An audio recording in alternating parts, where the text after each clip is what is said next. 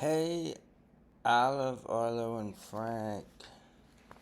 It's Grandpap coming to you from the living room in Jacksonville Beach. I'm a little grumpy today.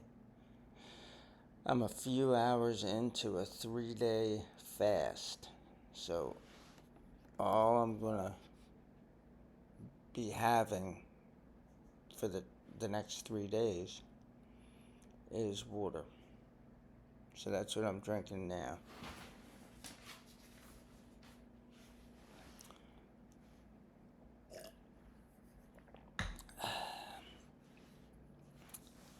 And since all I'm drinking is water and I'm grouchy, it's fitting that the next book in the Dr. Seuss, the chronology of the Dr. Seuss books, is How the Grinch Stole Christmas. So that's what we're going to read today.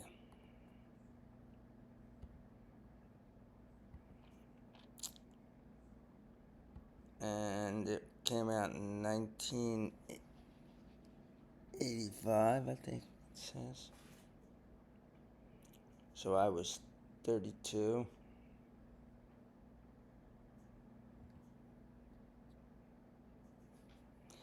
Every Who down in Whoville liked Christmas a lot. But the Grinch, who lived just north of Whoville, did not. The Grinch hated Christmas, the whole Christmas season. Now, please don't ask why. No one quite knows the reason. It could be his head wasn't screwed on just right. It could be, perhaps, that his shoes were too tight. But I think that the most likely reason of all may have been that his heart was 2 sizes too small. And there he is, and the only thing in color on this page is his pink eyes. Maybe he has pink eye. Maybe that's why he hates Christmas. And we see, once again, this is another black and white drawing, but there's the same pinkish color inside these houses. But whatever the reason, his heart or his shoes, he stood there on Christmas Eve, hating the Whos. So the Whos are the people who live in Whoville. Staring down from his cave with a sour, grinchy frown at the warm, lighted windows below in their town, for he knew every Who down in Whoville beneath was busy now hanging a mistletoe wreath. And they're hanging their stockings, he snarled with a sneer. Tomorrow is Christmas, it's practically here. Then he growled with his Grinch fingers nervously drumming. I must find some way to stop Christmas from coming. For tomorrow, he knew, all the Who girls and boys would wake up bright and early. They'd rush for their toys. And then, oh the noise, noise, noise. That's one thing he hated. The noise.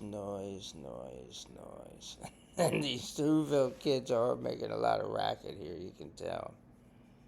This one here has stilts. This guy's got some sort of a megaphone, archery set. This is a train track thing, but it's life size. Croquette down here. They're playing badminton or lacrosse. They're playing lacrosse. This one's got a butterfly net. This one's taking like a tube out of a box. Yeah. There's a Jack in the Box, like boing, boing, boing, boing, boing. This one's got a bass drum up here. Then the Who's, young and old, would sit down for a feast, and they'd feast, and they'd feast, and they'd feast, feast, feast, feast. They would feast on Who pudding and rare Who roast beast, which was something the Grinch couldn't stand in the least. So here's the people bringing out all the food, and oh boy, I'm glad that there's a thing with people sitting down to eat food while I'm fasting. So I'm turning into the Grinch right before your eyes, children. And then they'd do something he liked least of all. Every Who down in Whoville, the tall and the small, would stand close together with Christmas bells ringing.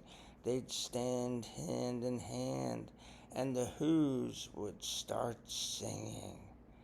They'd sing, and they'd sing, and they'd sing, sing, sing, sing. And the more the Grinch thought of this Who Christmas sing, the more the Grinch thought, I must stop this whole thing. Why, for 53 years I've put up with it now. I must stop this Christmas from coming. But how? Then he got an idea, an awful idea. The Grinch got a wonderful, awful idea. And we see that he's got a little nose.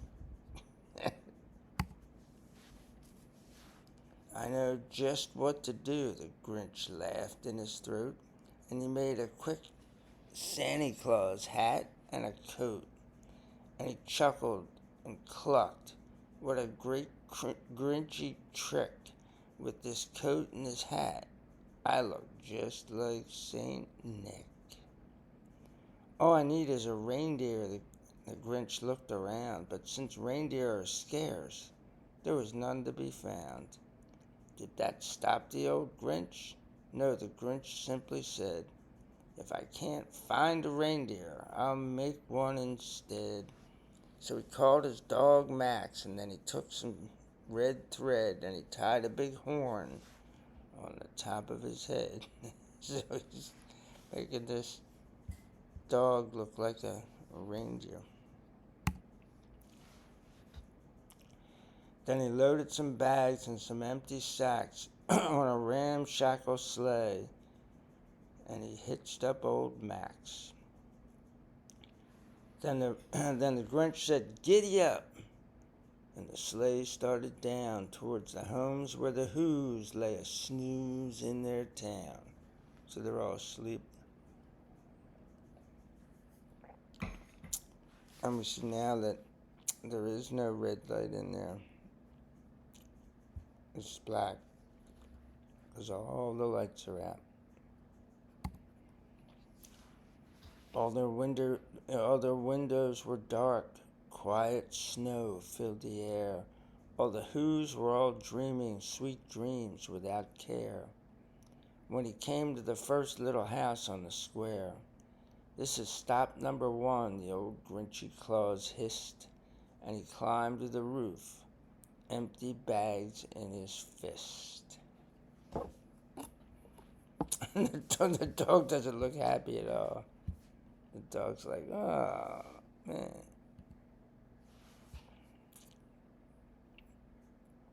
Then he slid down the chimney, a rather tight pinch.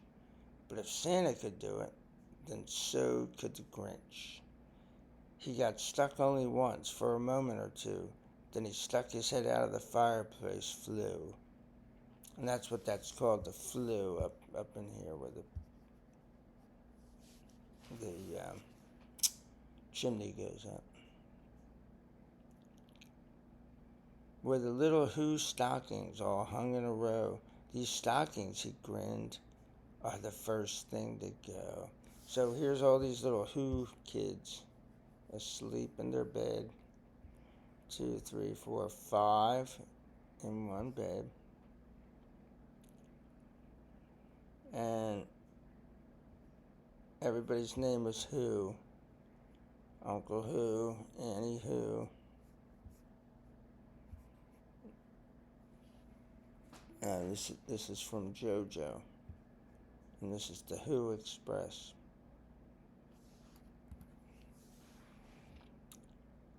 Then he slithered and slunk, with a smile most unpleasant, around the whole room, and he took every present.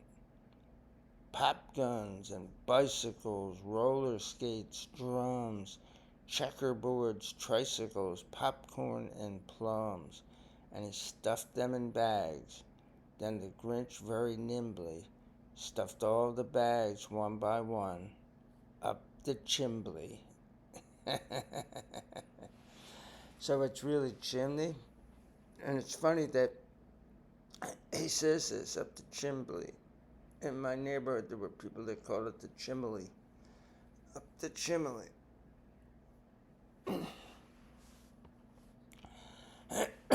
So the Grinch is pretending he's Santa and stealing all the presents. Then he slunk to the icebox. He took the Who's feast. Oh no, he's stealing their food. He took the Who pudding. He took the roast beast. He cleaned out that icebox as quick as a flash. Why, that Grinch even took their last can of Who hash. And here's the cookies on the table for Santa. And a thing of milk. Maybe not.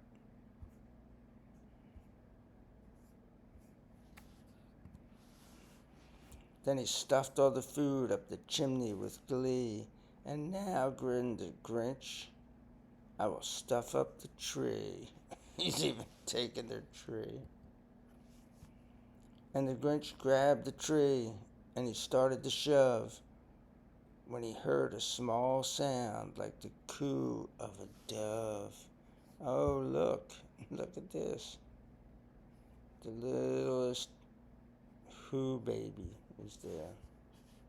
He turned around fast, and he saw a small Who, little Cindy Lou Who was not more than 2. The Grinch had been caught by this tiny Who daughter, who got out of bed for a cup of cold water. She stared at the Grinch and said, Santa Claus, why are you taking our Christmas tree? Why? But you know that the old Grinch was so smart and so slick. He thought up a lie. He thought it up quick. Why, my sweet little tot, the fake Santa Claus lied. There's a light on this tree that won't light on one side, so I'm taking it home to my workshop, my dear. I'll fix it up there, then I'll bring it back here. And this fib fooled the child. Then he patted her head, and he got her a drink, and he sent her to bed. And when Cindy Lou Who went to bed with her cup, he went to the chimney and stuffed the tree up. And it's interesting, this is written in the same cadence as 'Twas the Night Before Christmas. Then the last thing he took was the log for their fire.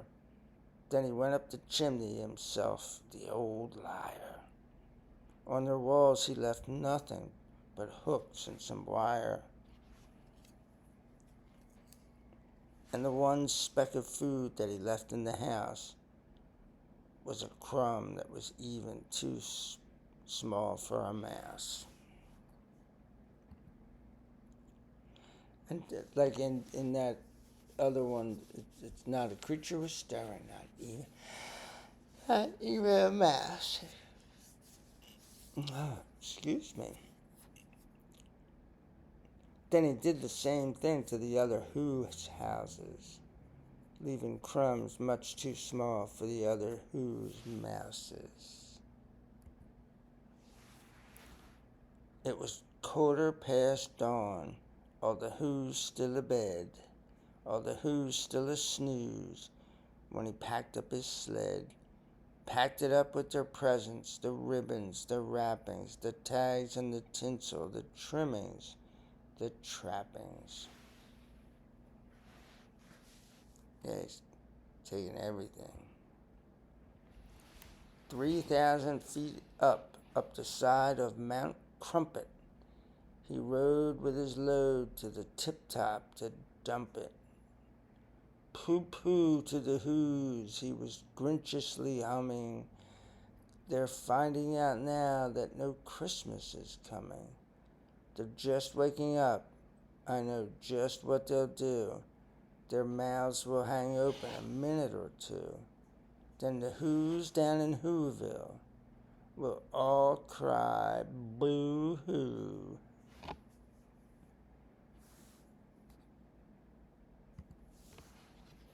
That's a noise, grinned the Grinch, that I simply must hear.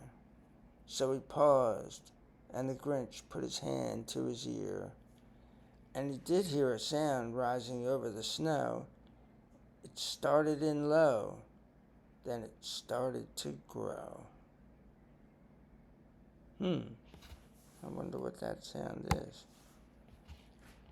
But the sound wasn't sad. Why, this sound sounded merry. It couldn't be so. But it was merry, very. He stared down at Whoville. The Grinch popped his eyes. Then he shook. What he saw was a shocking surprise. Every who down in Whoville, the tall and the small, was singing without any presents at all. He hadn't stopped Christmas from coming. It came. Somehow or other, it came just the same.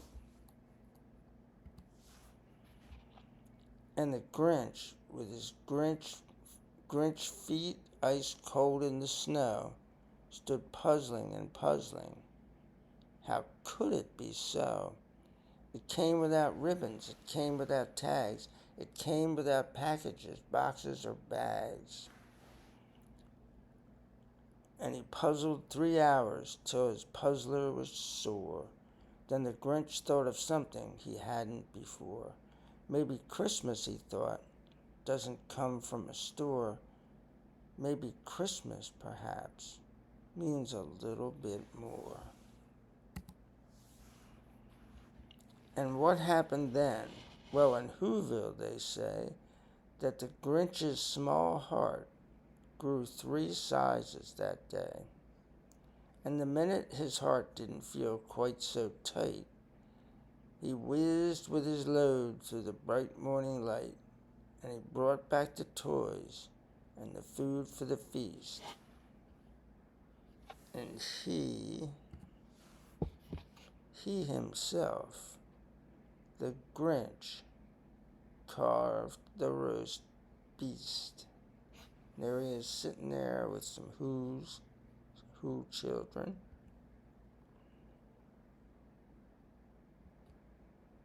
And that's it. Peace out.